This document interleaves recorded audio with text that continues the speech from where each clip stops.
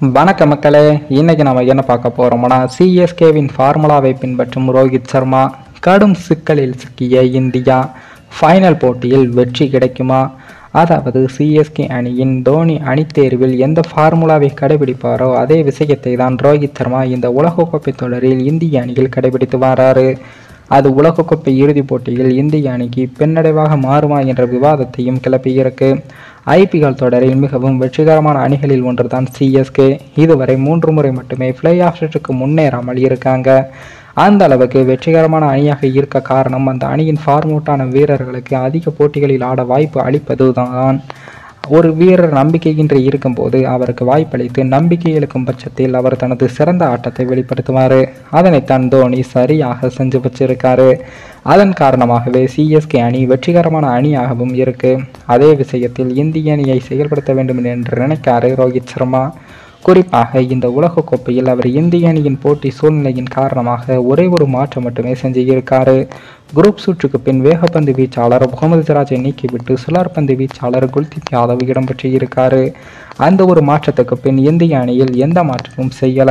விராட் கோலி துவக்க வீரராக இறங்கி வருவதால் சரியாக ரன் குவிக்க முடியாமலும் திணறி வராரு. அவரை 3ஆம் வரிசையில் இறக்க வேண்டும் என்று பலரும் சுட்டிக்காட்டி வராங்க.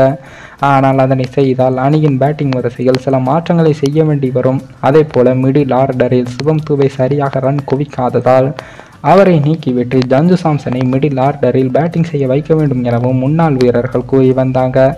ஆனால் எந்த வீரரையும் ஃபார்ம் அவுட்டான காரணத்திற்காக அணியை விட்டு நீக்க மாட்டேன் என்று பிடிவாதமாக இருக்காரு ரோஹித் சர்மா. இந்திய அணி அரையிறுதி வரை ஒரே போட்டியில் கூட தோல்வியை அடையாமல் இருப்பதால் அவரது முடிவு இதுவரை சரியானதாகவே இருக்கு. ஆனால் இறுதிப் போட்டியில் ஒருவேளை விராட் கோலி அல்லது சிவம் தூபே சரியாக ஆடாமல் போனால் அதனால் இந்திய அணிக்கு பாதிப்பு ஏற்பட்டால் என்ன செய்வது என்று விமர்சகர்கள் கேள்விகளையும் எழுப்பி வராங்க. இதுவரை அணியில் மாற்றம் செய்யாமல் திடீரென இறுதிப் போட்டிக்கு மட்டும் மாற்றம் செய்தாலும் அது அணியில் இருக்கும் மற்ற வீரர்களுக்கு ஒரு நிலையற்ற மனநிலையை ஏற்படுத்தும். எனவே இனி மாற்றம் செய்ய முடியாது. விராட் கோலியின் ஃபார்ம் அவுட் என்பது சூப்பர் 8 சுற்றின் 2வது போட்டியிலேயே உறுதியாக இருக்கு. அப்படி என்றால் அந்த சுற்றின் 3வது போட்டியில் இந்திய அணி அவரை நீக்கிவிட்டு அல்லது அவர் பேட்டிங் ஆர்டரை மாற்றி இருக்கணும். ஆனால் கேப்டன் ரோஹித் சர்மா அதனை செய்யலை. இனி அணியில் மாற்றம் செய்தால் அது குழப்பத்தை தான் ஏற்படுத்தும் என்று ரோஹித் சர்மா எடுத்த இந்த முடிவு சரியா இல்லையா என்று பொறுத்திருந்து தான் பார்க்கணும். மேலும் இந்த வீடியோ ஏதோ ஒரு விதத்தில் உங்களுக்கு பிடித்திருக்கும் என்று நினைக்கிறேன். நம்ம சேனலுக்கு புதிதாக வீடியோ பார்க்கிறீர்கள் என்றால் மறக்காமல் சப்ஸ்கிரைபர் செய்து விட்டு பாருங்கள். இன்னொரு வீடியோவில் சந்திக்கும் வரை நான் உங்கள் தமிழ்.